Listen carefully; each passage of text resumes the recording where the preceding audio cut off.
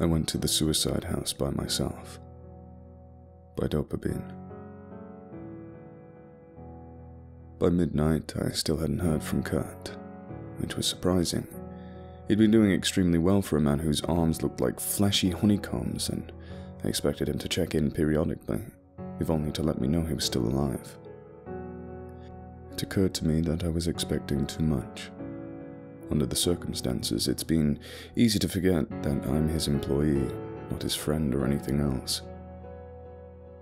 My impatience probably seems ridiculous, but the drive to learn, know, understand, and seek is all-consuming. The prospect of exploring a new world is overwhelming. I want an adventure so much. It's what I've wanted my entire life. Then there's Kurt. He's a good guy and I care about him probably more than I should. I want to help him. And feelings aside, I have no way to explore this new world if Kurt dies. So, around 11:30 on Tuesday night, I decided to go check on him. I opened my door only to find myself face to face with a stranger. It was a woman, copper-eyed and terribly pale, with a choppy, tangled mess of black hair. "Chris?" she whispered. "Yes," I said automatically. "Kurt is at the circus. He needs your help." I trusted her for a second before every alarm in my body went off. I tried to slam the door, but she struck forward and wrapped cold fingers around my wrist. The second she touched me, her pallor warmed into heartbreaking peaches and cream complexion. Dull eyes brightened and dirty hair turned smooth and thick. My own fear and panic evaporated with a single-minded objective: help Kurt. I drove to the house with the stranger. The guard didn't agree with her. Within moments she was whimpering and vomiting, but I was so focused on my goal that she barely registered. When we got there, she grabbed my hand and walked me to the second floor. "You're the only one allowed inside." Strings of vomit glistened from her chin. She pointed to the vine-choked bedroom. "In there." She retreated as I threw open the door. Even in my mesmerized state, the room shocked me. It was nothing but a lush grove of vines, striated leaves and soft, luminescent flowers. I entered. "Kurt?" Vines crunched under feet. I winced only slightly as a thorn tore through the sole of my shoe and punctured a hole in my heel. Blood gushed, soaking the sock and drenching through the hole. I shook it irritably, vaguely satisfied as drops patted against the leaves and petals. Flowers flared brightly when the blood hit. The light swiftly spread from flower to flower, a multicolored chain reaction of bright blossoms. A shadow shifted in the corner. Relief flooded me and I ran over. "Kurt, are you okay?" The figure reared up. Glowing flowers illuminated an eyeless head that might have been bovine if it were not for the teeth. I thought of the coat. The strange fur coat, full of dirt and sprouts. Not a coat, a skin. It had been dead. I'd seen and touched its skull. I'd pulled its hide to pieces. How was it alive? The creature lurched forward. Woody vines snapped under massive paws. Long, lupine teeth reflected the eerie light of the flowers. I turned and ran, slamming the door just as the creature pounced. It hit the door with a bone-shaking crack. I darted towards the stairs, stopping when I saw the girl. No longer whole and healthy. Not even human. Leathery skin cascaded from her limbs, lumping and folding over itself. Her head was wide and flat, with 3 enormous eyes and suppurating snub nose. I spun around and ran to the other bedroom. It was locked. To my shock, voices and music issued from behind it. I pounded on the door, screaming, but no one responded. If anything, the music, soft, playfully piping, got louder. The eyeless monster tore a hole in the other door and started to squeeze through. Once again, I lunged for the stairwell, but the girl walked, growing into a multi-limbed monstrosity. I screamed and dashed to the taxidermy room, locking the door behind me. The muffled sound of music and laughter permeated the room, punctuated by the frantic snarling of the eyeless monster. The taxidermy animals had changed position yet again, flanking the painting like an honor guard. Somehow the painting's perspective had changed. Instead of that stunning Sylvian landscape of trees and glowing flower vines, it displayed a breathtaking vista of the labyrinth valley. The pyramid loomed to the left, cubed steps flashing silver in the moonlight. A warm breeze drifted from the painting, carrying strains of that alien song and the wet green scent peculiar to the lush summers. Summertime. But yesterday that land had been in the throes of winter. What was going on? The monster crashed into the door, breaking my revelry while sending an explosion of splinters across the room. Without thinking, I ran into the portal. Humid, sweet-smelling air enveloped me. Soft tangles of grass and wildflowers carpeted the ground. Finally, I noticed the pain radiating from my punctured foot.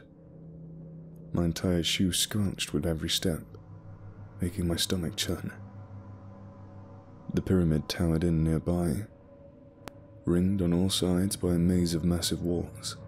Awestruck, I started to slow down just as I heard a heavy, thudding gallop. I looked over my shoulder and saw the eyeless creature tearing through the grass. It ran low to the ground, long snout stretching outward. I sprinted towards the labyrinth and veered wildly to the right. An unbroken expanse of wall curved as far as I could see. Even through my fear, I marveled at it. The walls were smooth and richly dark. Carvings covered every surface, a mixture of unrecognizable characters and hieroglyphs. Finally, I saw a light ahead, soft and soothing green. It reflected off the walls like a beacon. Grimly ignoring the galloping monstrosity behind me, I put on a final burst of speed and ran to the entrance. The eyeless thing caught up to me just as I crossed the threshold, batting me to the ground. I squirmed away, heedless of the sharp undergrowth prickling my skin. It caught me easily and swiped. Burning pain subsumed my wrist, followed by a cascade of slick, wet heat. Light erupted all around me, the flowers again blazing to life all around me. I cradled my injured wrist, shivering as blood streamed down my fingers. The monster thrust its snout against my throat. For a terrible instant, its teeth pressed into the soft skin. Then it pulled back, leaving a cluster of fur and sprouts in the hollow of my throat. I crawled to my knees, sobbing, and scuttled away. The pale light illuminated it fully. A broad, bony crest lay atop its long snout, creating a sharp angle that somehow looked inorganic. Thin, brittle skin stretched painfully over its skull, splitting apart in several places to reveal the bone underneath. It didn't have enough flesh to cover its teeth or gums, resulting in a perpetual snarl. The head was enormous, far too large for its low, muscular body. It tried to raise its head, but it couldn't. The snout lifted several inches before plummeting back to the earth. The monstrosity retreated suddenly, disappearing into the tall grass as a shadow swept across me. I turned around, already knowing what I would see. Sleek, long hair shone like grass. Inhumanly sharp planes created an angular, hypnotic face that was equal parts breathtaking and horrifying. He knelt in front of me. I kicked away, feet tangling in the long grass, but grabbed my hands and pulled me close. His skin glimmered strangely, moon-white and iridescent, comprised of a delicate overlapping pattern that reminded me of scales.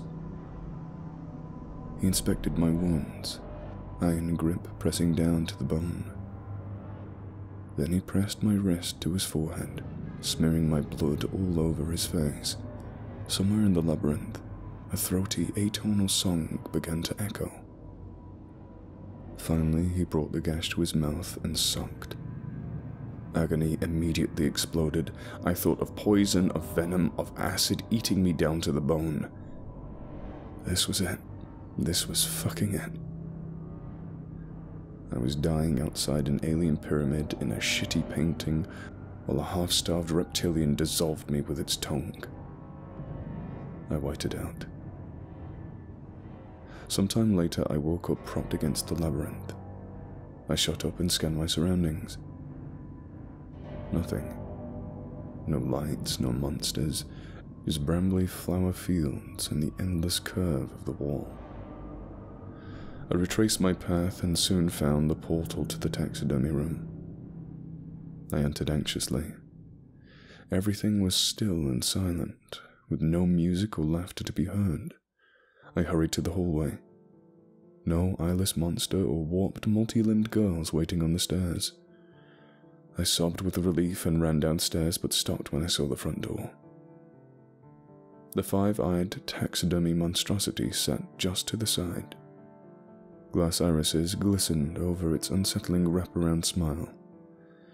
It looked for all the world like I'd caught it in the act of blocking the door. Those relieved sobs morphed into frightened crying. But what was I supposed to do? Go to the backyard? Taking my eyes off this thing in the process? No. Fighting a surge of panic, I tiptoed to the door, staying as far away from the creature as I could. It towered over me. The top of its head grazed the doorframe. Had it been that big before? I couldn't remember. With a choked gasp, I opened the door and ran out into the night. I expected it to follow, but I reached my car safely. I thought immediately of Kurt. The warped girl had used him to lure me away. Maybe this meant he was dead. Maybe it meant something even worse. I had to know either way, so I drove to his house, struggling to suppress visions of limbs so full of holes they split apart. When I pulled up, I saw all his lights were on. I got out of the car, almost laughing with relief. The relief soared when I saw Kurt open the door. I stopped in my tracks. He looked unwell. His hair lay slick against his scalp, and his skin glistened under the porch light. My stomach clenched, but I approached anyway. Kurt, sorry for stopping by this late, He shushed me and beckoned. His movements were slow, almost clumsy. Where have you been? I've been trying to call you all fucking day. My skin prickled. Why? Are you okay? Just come inside. Now. An imaginary itch, dirty and pervasive, dreamed its way across my skin. But it wasn't enough to stop me. None of it was. Not the portal, or the pyramid, or the eyeless monster, or the long-haired man, certainly not Kurt or the deep, burrowing holes in his arms. So I went to him. Up close, Kurt's wet skin looked painfully weird. Far too smooth and almost slimy, like he'd coated himself in a thin layer of Vaseline. And his arms. The holes were gone. Whole, unblemished flesh, not only healed but completely regenerated. I slowed to a halt, unwilling to march up those steps. I couldn't believe what I was seeing.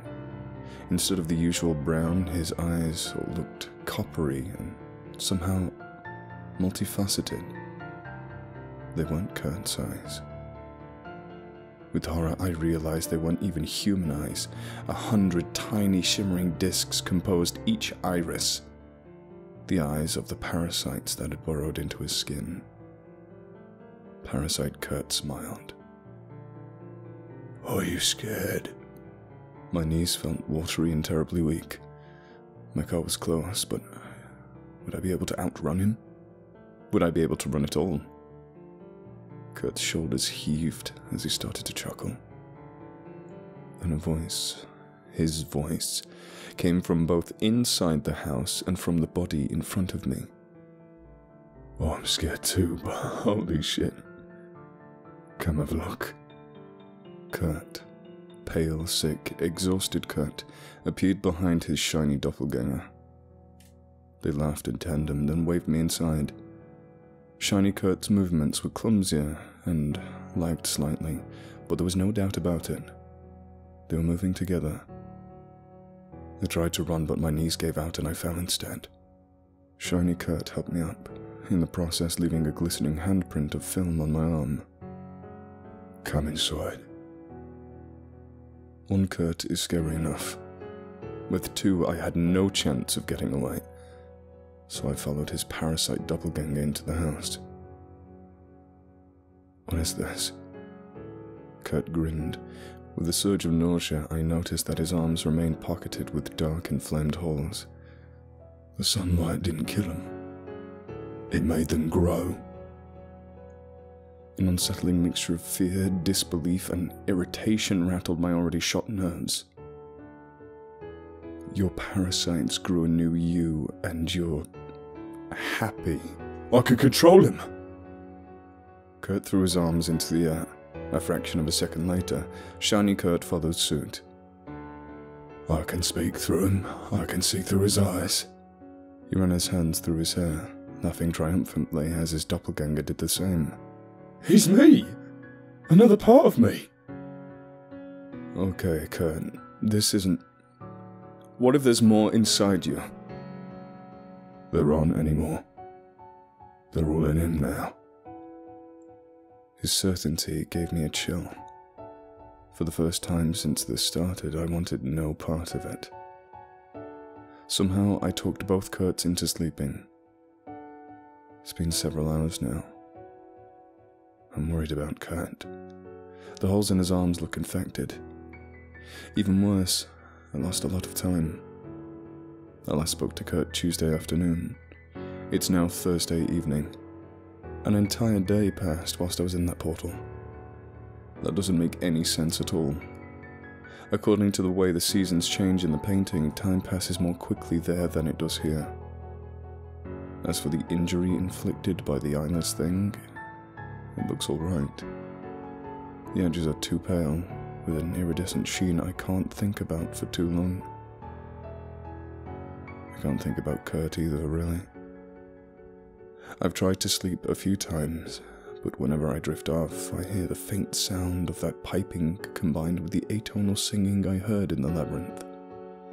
Every time I wake up, I have to fight the urge to return to the house, to that portal. I'm finally afraid. Finally seeing this entire situation for the horror show it is, rather than the adventure I wanted it to be. I don't know what I'm going to do, though. They know my name and have my blood. I don't think I have a way out anymore.